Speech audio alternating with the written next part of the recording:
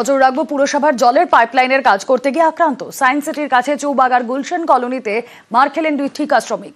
ভাঙচুর করা হলো কলকাতা পুরসভার আর্থ মুভারও। আর এই নিয়ে করা মেয়র বললেন পুরকর্মীর গায়ে হাত মানে তার গায়ে হাত, এই গুন্ডামি চলতে পারে না। সোমবার সকাল সবে 9টা পেরিয়েছে, সায়েন্স সিটির কাছে চৌবাগায় দুষ্কৃতীদের দাপাদাপি। কলকাতা পুরসভার 2 ঠিকা শ্রমিককে মার, সিসি ক্যামেরা ধরা পড়েছে সেই ছবি।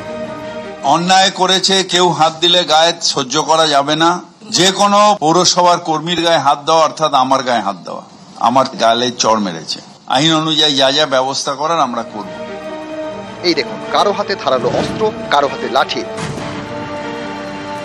দুষ্কৃতীরা মারছে কলকাতা পুরসভার 2 ঠিকা শ্রমিককে। প্রথমে ধাক্কা, তারপর মারধর।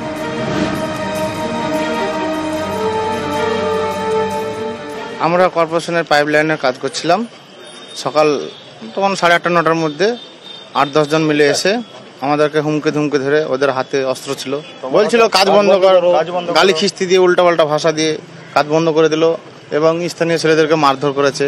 আমাদের উপরে অ্যাটাক করেছিল। আমরা জানফান নিয়ে গাড়ি ফাড়ি ছেড়ে দিয়ে পালিয়ে গেছিলাম জান নিয়ে। আমরা কিন্তু কর্পোরেশনের কাজ করতে এসেছি এখানে, এইরকম হলে তো কাজ করতে পারবো না আমরা। কলকাতা পুরসভার 108 নম্বর ওয়ার্ডের মধ্যে পড়ে চৌবাগার গুলশান কলোনি। সোমবার সকালে এখানেই জলের পাইপলাইনের কাজ করতে যান পুরসভার ঠিকা কর্মীরা। অভিযোগ, তখন সেখানে পৌঁছে যায় কয়েকজন দুষ্কৃতী। তারা কাজ বন্ধ করতে বলে।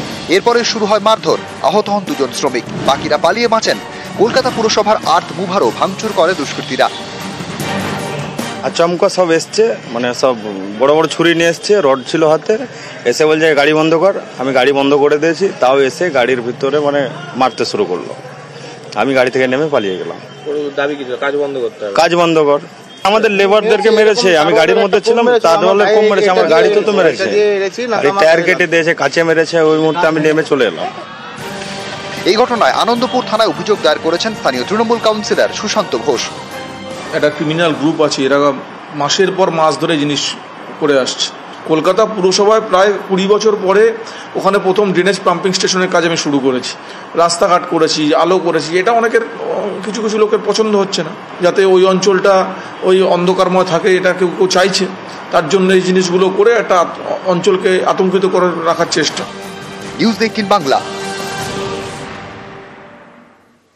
এখনই রুফটপ ভাঙা যাবে না, এখনই কোনো কড়া পদক্ষেপ নয়। রুফটপ অ্যাকশনে স্থগিতাদেশ হাইকোর্টের। অন্তর্বর্তী নির্দেশ বিচারপতি গৌরাঙ্গ কান্তের।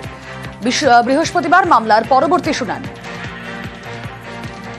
মহামান্য আদালত বলেছেন যে ওটা তো প্রায় ভেঙেই ফেলেছেন, আর কিছু করার দরকার নেই। ওর বিল্ডিং প্ল্যান ছিল কি না ছিল, ফায়ার লাইসেন্স ছিল কি ছিল না, এক্সাইজের পারমিশন ছিল কি ছিল না, এগুলো নিয়ে আসুন।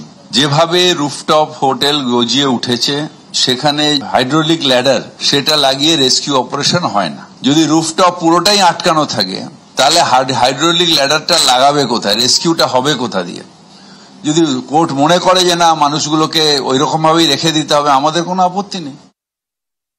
এখানে যে চ্যালেঞ্জটা আজকে হয়েছে সেটা হচ্ছে 2 তারিখ ও 3 তারিখ যে ডেমোলিশনটা ক্যারিড আউট হয়েছে রেস্টুরেন্টে, সেইটাকে চ্যালেঞ্জ করেই মূলত।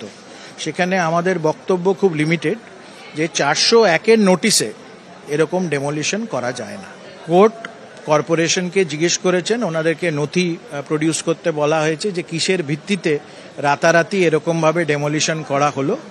মামলাটি বৃহস্পতিবার রাখা হয়েছে এবং বৃহস্পতিবার অবধি আশা করা যাচ্ছে কোনো কোয়ার্সিভ ফার্দার অ্যাকশন আর হবে না। কোর্ট কোনো ফর্মাল অর্ডার পাস করেননি।